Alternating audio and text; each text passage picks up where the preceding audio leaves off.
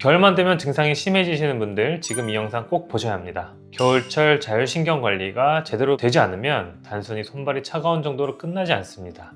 심장의 두근거림이 심해지고 불면증이 만성화되고 소화기능까지 망가집니다. 심한 경우에는 공황 증상까지 올 수 있어요. 실제로 제 환자분 중에 겨울마다 응급실에 실려가던 분도 계십니다. 그분이 뭐라고 하셨는지 아세요? 여름에는 분명 괜찮았는데 추워지니까 갑자기 심장이 터질 것 같았어요. 그런데 반대로 말씀드리면 겨울철 관리법만 제대로 아셔도 이 모든 증상을 예방할 수 있습니다. 오늘 알려드리는 5가지 방법, 이거 하나만 제대로 실천하셔도 환자분들 절반 이상이 증상 개선을 경험하실 겁니다. 병원 안 가고 약 안 먹고 집에서 할 수 있는 방법들입니다. 영상 끝까지 꼭 봐주시고 구독, 좋아요도 부탁드립니다. 먼저 왜 겨울에 자율신경이 무너지는지부터 이해하셔야 합니다. 원인을 모르면 아무리 좋은 방법을 써도 효과가 절반밖에 안 나옵니다. 첫 번째 이유는 교감신경 과활성화입니다. 우리 몸은 추위를 느끼면 자동으로 교감신경이 활성화됩니다. 왜냐하면 체온을 유지하기 위해서입니다. 교감신경이 활성화되면 혈관이 수축하고 심장박동이 빨라지고 근육이 긴장합니다. 쉽게 말해서 체온을 방어하기 위한 모드에 들어가는 거죠. 문제는 이미 자율신경 불균형이 있는 분들은 이 반응이 과도하게 일어난다는 겁니다. 일반인은 적당히 반응하는데 자율신경 실조증 환자분들은 마치 비상경보가 울리듯 과도하게 반응하는 거죠. 그래서 가슴 두근거림, 불안감, 불면증이 심해지는 겁니다. 실제로 서울 아산병원 건강정보에 따르면 교감신경이 흥분하면 동공이 확장되고 땀 분비가 촉진되며 심장박동수가 증가하고 혈관이 수축한다고 설명하고 있습니다. 두 번째 이유는 말초순환 장애입니다. 추위에 혈관이 수축하면 손발 끝까지 혈액이 잘 안 갑니다. 특히 자율신경이 약한 분들은 혈관 조절 능력 자체가 떨어져 있어서 손발이 얼음장처럼 차가워지는 거예요. 손발 냉증은 단순히 불편한 게 아니라 혈액순환이 저하되고 있다는 신호일 수 있습니다. 그리고 혈액순환이 안 되면 뇌로 가는 혈류도 줄어들어서 어지럼증, 두통, 집중력 저하까지 생길 수 있습니다. 세 번째 이유는 에너지 소모 증가입니다. 겨울에는 우리 몸이 체온을 유지하느라 평소보다 더 많은 에너지를 씁니다. 근데 자율신경이 약하신 분들은 이미 에너지 생산 시스템 효율이 떨어진 상태예요. 말하자면 겨울은 에너지 적자 시즌인 셈이죠. 그러니까 만성 피로, 무기력, 브레인 포그, 이렇게 머리가 멍한 증상이 심해지는 겁니다. 여기에 더해서 겨울철에는 일조량이 줄어들면서 세로토닌 분비가 감소하고 이것이 멜라토닌 생성에도 영향을 미쳐서 결국에는 수면의 질 저하, 그리고 우울감 증가까지 이어질 수 있습니다. 자, 이제 원인을 아셨으니 해결책으로 넘어가겠습니다. 겨울철 자율신경 악화를 막는 5가지 핵심 관리법 지금부터 알려드리겠습니다. 첫 번째, 따뜻하게 해야 할 핵심 부위 네 곳입니다.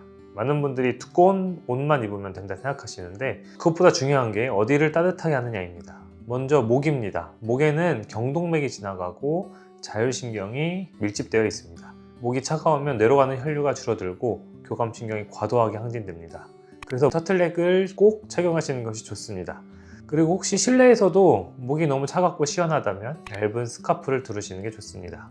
그 다음은 배입니다. 배는 우리 몸의 중심입니다. 배가 차가우면 소화기능이 떨어지고 부교감신경 활성이 약해집니다. 복대나 핫팩을 사용하시거나 자기 전에 따뜻한 물주머니를 배 위에 20분 정도 올려둬 보세요. 세 번째는 손목과 발목입니다. 손목과 발목은 동맥이 피부 가까이 지나가는 부위라 열 손실이 클 수 있습니다. 여기가 차가우면 말초순환이 급격히 나빠지고 그래서 실내에서도 양말을 신는 게 좋고 손목이 긴 옷을 입으시면 도움이 될 수 있습니다. 그리고 잠잘 때 수면 양말도 좋습니다. 네 번째는 발바닥입니다. 발바닥을 따뜻하게 하면 전신 순환이 개선되고 부교감신경이 활성화됩니다. 자기 전에 족욕을 추천해 드리는데요. 40도 정도 물에 15분 정도 담그시거나 따뜻한 물 샤워 후에 발바닥 마사지를 해주면 좋습니다. 이 네 곳만 따뜻하게 유지해도 환자분들 말씀이 확실히 두근거림이 줄었어요. 잠을 더 잘 자게 됐어요 라고 하십니다. 두 번째 방법입니다.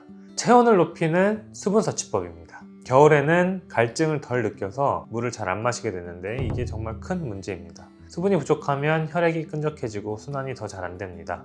겨울 탈수는 혈액순환 저하로 이어질 수 있어요.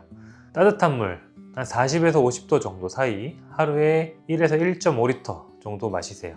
특히 아침 기상 직후에 따뜻한 물 한 잔으로 하루를 시작하면 좋습니다. 그렇게 하면 부교감 신경 활성화에 정말 도움이 될 수 있습니다. 차가운 물은 도움이 되지 않으니 따뜻한 물이 더 좋습니다. 생강차나 대추차처럼 몸을 따뜻하게 하는 차도 도움이 될 수 있습니다. 생강에는 진저롤이라는 성분이 있어서 혈액순환을 촉진하고 체온을 높이는 데 도움이 됩니다. 세 번째, 겨울철 식단 조절입니다. 일단 먹으면 좋은 음식부터 말씀을 드릴게요. 일단 따뜻한 국물 음식 좋습니다. 미역국, 된장찌개, 삼계탕 이런 것들, 그리고 뿌리채소도 좋습니다. 당근, 고구마, 우엉 이런 음식들은 몸을 따뜻하게 합니다. 견과류도 도움이 됩니다. 호두, 아몬드에는 마그네슘이 풍부해서 신경 안정에 도움이 됩니다. 특히 이제 마그네슘은 신경 전달 물질의 균형을 맞추고 근육과 신경의 과민 반응을 조절하는 데 아주 중요한 역할을 하기 때문입니다. 생강이랑 계피는 혈액순환을 촉진하고, 그리고 등푸른 생선, 이것도 오메가3가 풍부해서 항염증 효과가 있습니다. 반대로 이제 좀 피해야 될 음식도 있는데요. 너무 차가운 음료, 아이스커피나 탄산음료는 좀 피하시고, 카페인도 과다하게 섭취하면 교감신경이 자극됩니다. 하루에 한 잔 이하로 줄이시는 게 좋습니다. 그리고 또 너무 맵고 짜고 이런 자극적인 음식도 교감신경을 항진시킬 수 있습니다.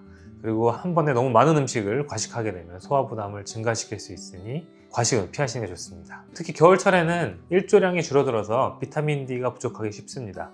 그래서 비타민 D 보충제를 드시는 것도 추천을 드립니다. 일조량이 줄어들면 피부에서 비타민 D 합성이 잘 안 되기 때문입니다. 비타민 D는 면역력 강화에 도움이 되고 우울감 예방, 근육과 뼈 기능 유지에도 중요합니다. 자율신경 실조증 환자분들의 영양 보충에 있어서도 비타민 D는 권장되는 영양소 중 하나입니다. 네 번째는 적절한 운동입니다. 겨울에는 밖에 추우니까 나가기도 싫고 활동량이 자연스럽게 줄어들 수밖에 없습니다. 그런데 움직임이 줄어들면 혈액순환이 줄고 자율신경 균형도 더 무너질 수 있습니다. 실내에서 할 수 있는 자율신경 회복 운동 3가지 알려드리겠습니다. 첫 번째는 제자리 걷기입니다. 아침 저녁 각 10분씩 해주세요. 팔을 크게 흔들며 걷는 게 포인트입니다. 이렇게 하면 부교감 신경 활성화에 도움이 됩니다. 두 번째는 목과 어깨 스트레칭입니다. 5분 정도면 충분합니다. 목을 천천히 좌우, 그 다음에 상하 돌리고 어깨를 으쓱으쓱 올렸다 내리세요. 이렇게 하면 경직된 근육이 이완되면서 교감신경이 진정됩니다. 세 번째는 복식 호흡입니다. 이게 정말 중요합니다. 배로 깊게 숨을 들여 마시고 천천히 내쉬는 건데요. 들어 마실 때는 5초, 내쉴 때는 7초 정도로 해주세요. 이렇게 하루에 3번 반복하시면 됩니다. 복식호흡은 부교감 신경을 즉각적으로 활성화합니다. 의학적으로도 복식호흡을 하면 횡격막의 움직임이 극대화되면서 부교감 신경계가 자극되고 근육이 이완되면서 말초 혈관이 넓어져서 혈액 공급이 개선됩니다. 스트레스 호르몬인 코티졸과 카테콜라민도 줄어듭니다. 우리가 흔히 화병, 공황, 자율신경 실조증 이런 교감신경 항진 증상이 심한 분들은 우리가 일부러 의식적으로라도 들숨은 짧게, 날숨은 최대한 천천히 길게 쉬는 것이 좋습니다. 이렇게 3가지만 매일 하셔도 자율신경 균형이 매우 좋아질 수 있습니다. 환자분들 중에 너무 운동하기 싫다 이렇게 하시는 분들도 많은데 이거는 그런 운동이라고 생각하지 말고 생존관리법이라고 생각하시면 좋겠습니다. 5번째는 환경관리입니다. 많은 분들이 이 부분을 간과하시기도 하는데 실내 온도 그리고 습도 이게 자율신경에 엄청난 영향을 미칩니다. 실내 적정 온도는 20에서 22도입니다. 생각보다 좀 낮을 수 있는데 오히려 너무 높으면 특히 25도 이상으로 올라가게 되면 혈관이 과도하게 확장되고 밖에 나갈 때 급격한 온도 차이로 교감신경이 갑자기 쇼크가 올 수 있습니다. 반대로 너무 낮게 한 18도 이하로 지속되면 우리 몸 자체가 한랭 스트레스를 받게 됩니다. 그 다음에 습도는 40에서 60% 사이를 유지하는 게 좋습니다.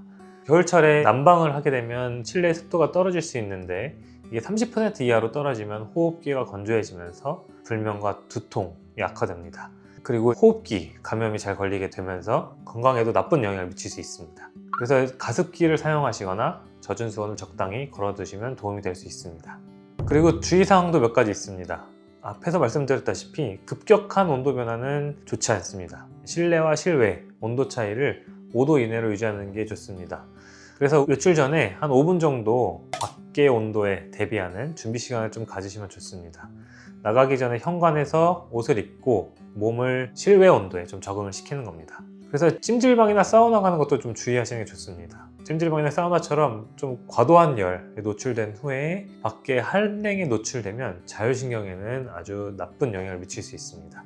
실제로 고신대학교 보건병원 건강정보에서도 찬물에 들어가면 교감신경이 항진되고 더운 물에 들어가면 부교감신경이 항진되기 때문에 급격한 온도 변화는 자율신경에 부담을 준다고 설명하고 있습니다. 자, 오늘 알려드린 겨울철 자율신경 악화 막는 5가지 방법 정리해 보겠습니다. 첫 번째는 4곳을 따뜻하게 하세요. 목, 배, 그리고 손목과 발목, 발바닥입니다. 두 번째는 따뜻한 물 하루에 1에서 1.5리터 마시세요. 그리고 세 번째, 따뜻한 음식을 먹고 차가운 음식과 카페인은 줄이세요. 네 번째, 실내 운동 3종을 꼭 하시기 바랍니다. 제자리 걷기, 스트레칭, 복식 호흡입니다. 다섯 번째는 실내 온도는 20에서 22도, 습도는 40에서 60%로 유지하세요. 이 5가지만 제대로 실천하셔도 환자분들 절반 이상이 겨울인데도 작년보다 훨씬 괜찮아요 라고 말씀하십니다.